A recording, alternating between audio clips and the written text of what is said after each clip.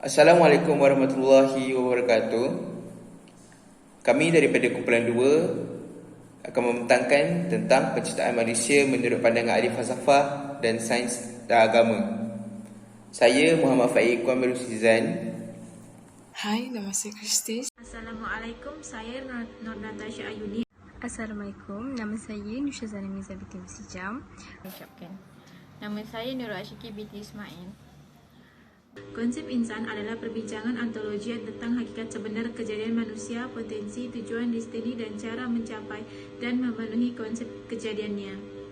Manakala pola hubungan dan interaksi serta budaya dalam kehidupan harian juga membentuk corak dan mengubah masyarakat, mencadangkan polisi bagi menjaga maslahat.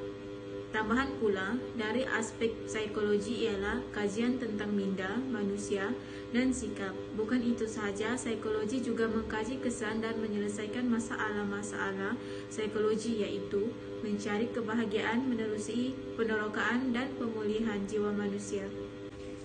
Dari sudut etimologi pula, manusia berasal daripada perkataan manu dalam bahasa Sanskrit serta mens dalam bahasa Latin. Dalam bahasa Latin yang bermaksud berfikir, berakal budi, atau makhluk yang berakal budi kerana mampu menguasai makhluk lain. Manakala dari segi istilah terminologi pula, manusia adalah dianggap sebagai konsep fakta, gagasan realiti, kelompok atau seorang individu. Kamus Dewan juga ada menyatakan bahawasanya manusia membawa maksud homo, iaitu makhluk yang mempunyai budi. Bukan itu sahaja, manusia juga bermakna animal rational, iaitu binatang yang berfikir. Seterusnya, ahli-ahli falsafah juga mempunyai perspektif yang berbeza terhadap manusia. Menurut pandangan Socrates, manusia adalah makhluk yang berkaki dua yang tidak berbulu dengan kuku yang datar. Selain itu, Adam Smith juga berpendapat bahawasanya manusia sebagai makhluk sosial, iaitu manusia yang memerlukan manusia lain untuk berinteraksi. Menurut Herb Sentanu pula, manusia dianggap sebagai makhluk yang sempurna yang telah diciptakan olehnya. Terdapat 3 konteks ilmu pengetahuan berkaitan tentang manusia. Antaranya ialah teori psikoanalisis, iaitu manusia yang dianggap sebagai homo volens ataupun lebih tepat adalah makhluk yang berkeinginan. Menurut teori ini, manusia dianggap sebagai makhluk yang mempunyai sifat berinteraksi dengan biologi, psikologi, dan sosial. Seterusnya ialah teori behaviorism yang beranggapan bahawa manusia adalah homo mechanicus ataupun dianggap sebagai makhluk mesin. Teori ini menyimpulkan segala tingkah laku manusia terbentuk daripada hasil pembelajaran terhadap lingkungan mereka sendiri. Akhir sekali ialah teori kognitif dan biologi yang beranggapan bahawa manusia sebagai homo sapiens atau manusia yang berfikir kerana spesies primate mamalia yang mempunyai kebolehan yang tinggi dalam berfikir. Hakikat kejadian manusia berlaku kerana fizikal, iaitu biologi atau jasad yang bercampur dengan spiritual ataupun roh dalam diri manusia. Manusia mempunyai 3 elemen utama dalam diri yang menyusun kehidupannya. Yang pertama ialah hati, kedua ialah akal, dan ketiga ialah nafsu. Pelbagai teori telah berhasil daripada kejadian manusia. Hal ini menyebabkan muncul perbahasan berkaitan asal-usul manusia dan ke mana manusia selepas kematian. Menurut ahli falsafah Yunani dan Barat, mereka yang berpendapat bahawa kejadian manusia merujuk daripada 2 hasil kajian, iaitu ilmu, akal, dan panca indera. Hakikat kejadian manusia dalam pandangan Islam pula merujuk kepada sumber tertinggi ilmu, iaitu Al-Quran dan Sunnah Nabi Muhammad. Kejadian insan menurut pandangan tokoh falsafah.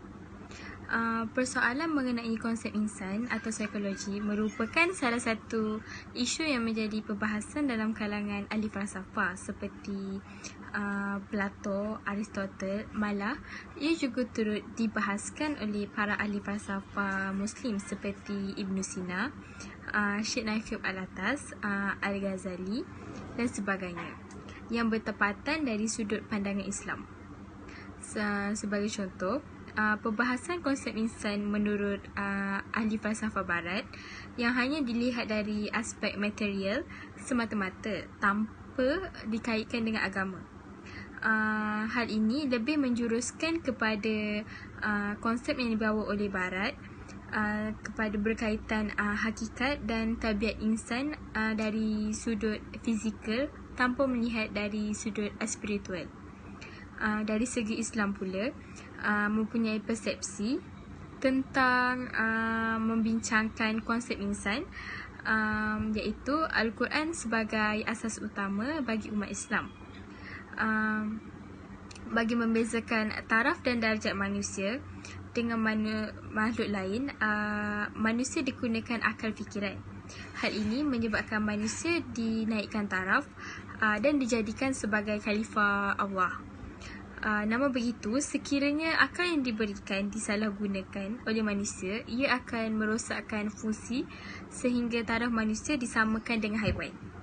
Ahli falsafah yang mengemukakan teori penciptaan manusia dari sudut ahli falsafah Barat, iaitu yang pertama, Aristotle. Aristotle ialah tokoh falsafah yang terkenal dalam membincangkan teori berkenaan insan secara meluas dan mendalam. Aristotle menentang teori dunia dan tidak menerima realiti kerana tidak mampu dibuktikan secara empirical, iaitu secara nyata. Realitinya, semua benda yang wujud akan mati kecuali roh yang akan terus berada dalam badan serta bagaimana keadaannya setelah meninggalkan badan. Tak pula dijelaskan oleh falsafah Aristotle. Yang kedua pula ialah Plato. Plato ialah ahli falsafah Yunani yang sangat berpengaruh. Plato ialah murid kepada Socrates dan guru kepada Aristotle. Hakikatnya, segala yang wujud dalam alam ini ialah alam imajinasi dan lawannya ialah alam nyata. Di alam imajinasi, semua benda dalam alam nyata, sebagai contoh, sifat-sifatnya, hubungan antara satu sama lain dan sebagainya. Apa yang ada dalam alam imajinasi ialah tetap, kekal, universal dan tidak berubah. Sebaliknya, alam nyata pula sifatnya berubah-ubah, tak tetap dan merupakan bayang-bayang daripada dunia imajinasi. Plato tidak menganggap alam dunia ini sebagai realiti sebenar. Al-Ghazali pula merupakan tokoh ahli falsafah Islam dan merupakan salah satu tokoh ilmuwan Islam yang termasyhur di dunia. Beliau berpendapat bahawa manusia melalui dua proses, iaitu proses penciptaan daripada tanah dan diarahkan kun fayakun, jadilah maka jadilah. Allah Subhanahu Wa Taala menjadikan Nabi Adam daripada tanah dan kemudian mengarahkan arahan kun fayakun. Seterusnya, proses biologi yang merupakan manusia lain selain Adam AS dicipta oleh Allah melalui sistem biologi saja. Seterusnya, Syed Naqib Al-Atas berpendapat dalam kajiannya tentang konsep insan, jiwa manusia itu diklasifikasikan kepada dua bahagian, iaitu yang pertama jiwa rasional dan yang kedua menggunakan akal dan jiwa kebinatangan bagi manusia yang membelakangi peranan akal. Berdasarkan sifat dan kecenderungan yang ada pada insan, dapat dirumuskan bahawa manusia mempunyai potensi ke arah kebaikan. Hal ini kerana setiap jiwa insan mempunyai hidup nafsu yang membentuk pribadi manusia, sama ada bersifat kebaikan atau kejahatan. Selain itu, falsafah berpendapat bahawa manusia tercipta dari sekatan nutfah sehingga menjadi bayi mengikut proses kejadian manusia. Baik, saya akan terangkan tentang manusia moden. Modernisme ialah reaksi terhadap sistem feudal dan kekangan gereja terhadap ilmu. Di samping korupsi yang berlaku, sains moden awalnya menolak agama untuk kembali kepada idea Aristotle yang bersifat rasional. Namun, sains moden juga telah menolak rasional bergantung kepada sains empirika semata-mata sebagai sumber pengetahuan. Pada bahagian ini akan diterangkan penciptaan manusia dari sudut pandangan sains dan teori Darwin. Proses kejadian manusia menurut sains Pembiakan manusia atau penciptaan manusia asasnya bermula daripada berlaku sesuatu hubungan seksual di antara dua janina, iaitu lelaki dan perempuan. Hubungan tersebut menyebabkan interaksi di antara sistem reproduksi lelaki dan perempuan dan menyebabkan berlaku persenyawaan ovum dan sperma.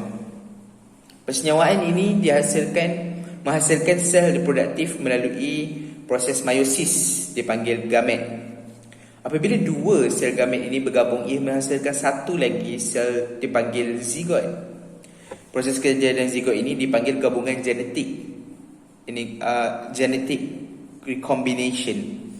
Kandungan ataupun bayi ini akan melalui 3 tahap utama daripada satu sel zigot sehingga menjadi fetus.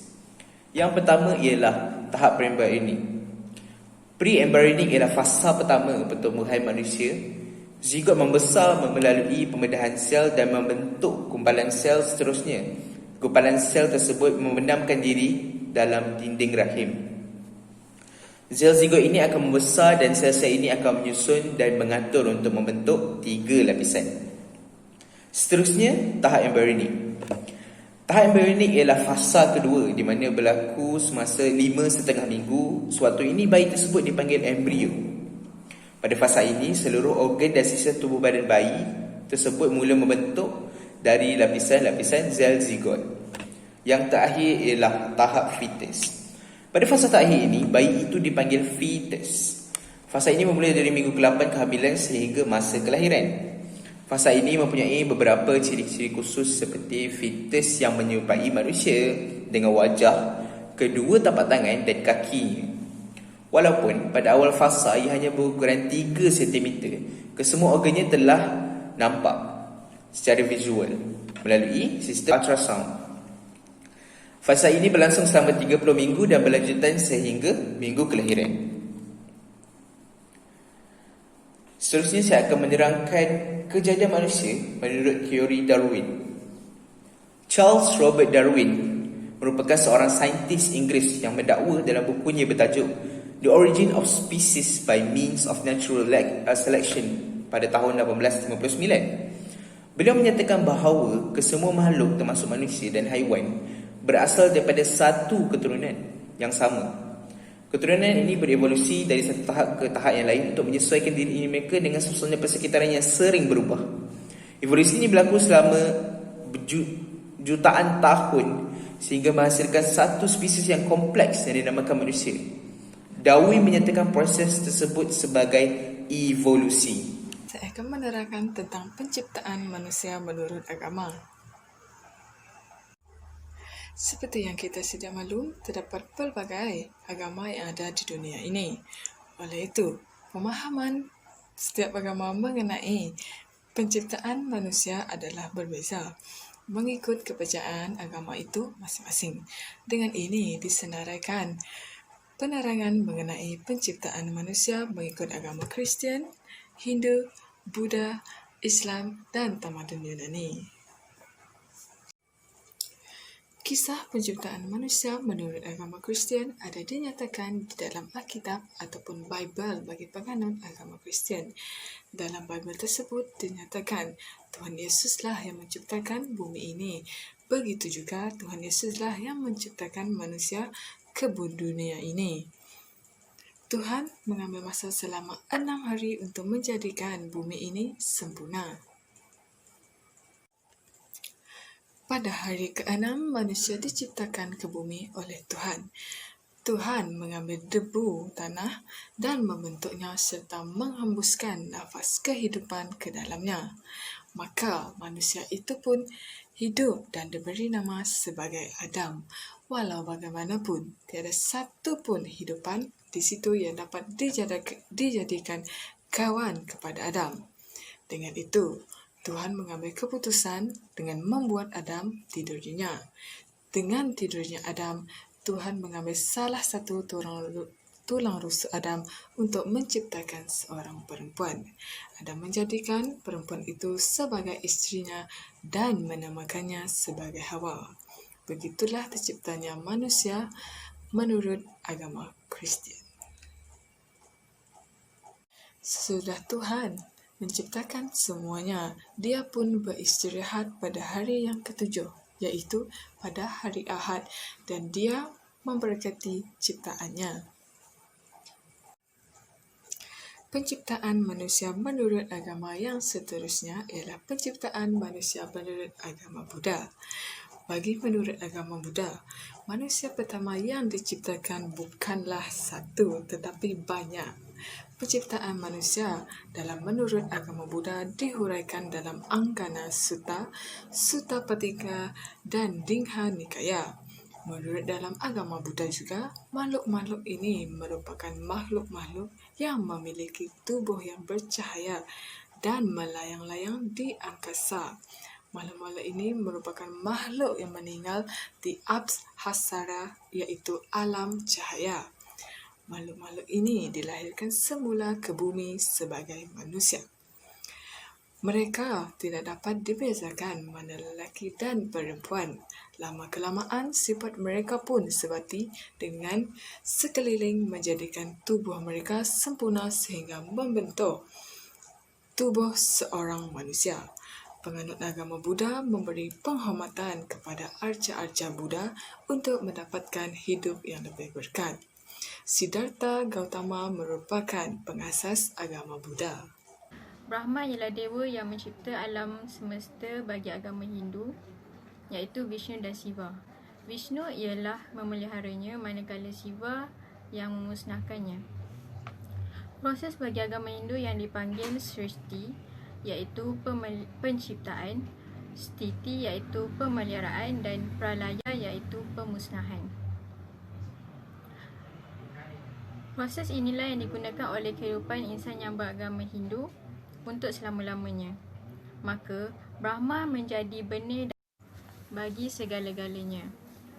Brahma juga telah mencipta manusia pertamanya yang dipanggil Swayambhu Manu, yang bermaksud manusia yang berfikir dan mengembangkan diri sendiri. Kemudian, wujud kelahiran semula dalam agama Hindu yang dipanggil Karma. Kelahiran semula tersebut akan memberi kepuasan kepada semua insannya. Kepuasan yang wujud bergantung kepada kebaikan dan keburukan yang dilakukan oleh penganut agama Hindu. Moksha pula ialah kebebasan yang diperoleh seseorang semasa hidup di dunia. Bagi agama Islam, Allah telah menciptakan manusia pertama, iaitu Adam AS. Ia juga dikenali sebagai Nabi Adam AS. Nabi Adam juga sebagai Nabi yang pertama diciptakan oleh Allah. Apabila wujudnya Nabi Adam, dia terasa sunyi keseorangan, maka Allah jadikan seorang wanita sebagai temannya yang bernama Hawa. Proses penciptaan Adam telah diterangkan dalam Al-Quran, iaitu daripada air, tanah yang dipanggil At-Turab, pati tanah yang dipanggil At-Tin, tanah yang liat dan sebati dipanggil Tin Al-Lazib, tanah yang liat dan berbau iaitu Hamain Masnun, tanah yang keras seperti tembikar iaitu Salsal Kal-Fakar, dan meniupkan roh. Terdapat 6 proses penciptaan manusia menurut Al-Quran. Yang pertama ialah nutfah. Nutfah ialah bermula selepas persenyawaan, dan nutfah juga ialah proses pencantuman sel, sperma dan ovum. Proses kedua ialah alaqah. Sel yang sudah disenyawakan itu akan tertanam di dinding rahim, iaitu qoror makin. Proses yang ketiga iaitu mudghah. Proses ini ialah tahap organogenesis, iaitu darah beku bertukar menjadi seketul daging. Otak, saraf tunjang dan anggota lain mula terbina beserta sistem pernafasan dan degupan jantung. Proses yang keempat ialah izham dan lam. Proses ini ialah peringkat pembentukan tulang yang mendahului pembentukan otot-otot. Apabila tulang-tulang telah dibentuk, otot-otot akan membungkus rangka tersebut. Darah mulai mengalir dan membentuk sistem pernafasan. Proses yang kelima ialah khalqan akbar. Proses ini ialah proses penyempurnaan organ yang lebih kompleks seperti perut, usus, hati, kaki, tangan dan buah pinggang. Proses yang terakhir ialah nafkhur ruh. Ini adalah proses peringkat peniupan roh. Ulama bersepakat peniupan roh ini berlaku selepas 40 hari dan selepas bentuknya organ-organ tubuh. Insan Yunani terbagi kepada dua hakikat, iaitu hakikat kejadian Plato dan hakikat kejadian Aristotle. Teori Plato merupakan teori bentuk worlds of forms dualistik, iaitu menyamai kesempurnaan alam bentuk menerusi rasional. Hal ini kerana jika rasional tidak mengawal jiwa manusia, akan dikuasai oleh nafsu. Rasional dibentuk dengan menguji dialektik. Pembentukan manusia bagi hakikat kejadian Plato adalah rasional, memandu jiwa sama ada ke arah kerohanian ataupun nafsu. Hakikat kejadian ini juga beranggapan bahawa masyarakat akan bahagia menerusi peraturan dan undang-undang yang diatur oleh ahli falsafah. Selain itu, hakikat kejadian Aristotle juga disebabkan oleh bahan, pelaku, bentuk dan hasil ataupun tujuan. Kebahagiaan dalam Aristotle ini terjadi apabila manusia bahagia melakukan sesuatu dengan menepati tujuan. Dalam hakikat kejadian Aristotle ini juga, manusia tidak sengaja melakukan kejahatan dan manusia juga tidak boleh tahu, melainkan menerusi pengalaman. Pembentukan manusia dalam hakikat ini beranggapan bahawa manusia dibentuk secara progresif menerusi ilmu dan amali. Natijahnya, penciptaan manusia itu berbeza daripada setiap sudut mengikut kepercayaan masing-masing. Manusia diturunkan ke dunia untuk melaksanakan tugas masing-masing dalam menjadi khalifah di muka bumi ini. Justru penciptaan manusia adalah satu anugerah dan menjadi satu kemuliaan. Proses kejadian manusia terbahagi kepada dua teori, iaitu dari segi teori manusia moden dan keagamaan. Melalui teori ini, pelbagai spekulasi telah dibangkitkan dan dibahas. Terutamanya, teori berkaitan manusia berevolusi seperti yang didakwa oleh Darwin. Walau bagaimanapun, kita sebagai manusia tidak terlepas daripada memikul amanah dengan penuh tanggungjawab supaya kita tidak dipandang hina oleh masyarakat. Bagi memikul tanggungjawab ini, pengisian secara spiritual adalah penting. Kita seharusnya menghargai darjat yang diberikan kepada kita dan kerana kita adalah semula-mula kejadian yang dicipta. Sekian itu sahaja pembincangan kami mengenai penciptaan manusia dari segi falsafah, sains dan keagamaan. Saya mewakili kumpulan 2 memohon maaf sekiranya terdapat salah dan silap kami sepanjang pembincangan ini. Yang buruk itu daripada kami dan baik itu hanyalah daripada Allah SWT. Sekian, wabillahi taufiq wal hidayah. Assalamualaikum warahmatullahi wabarakatuh.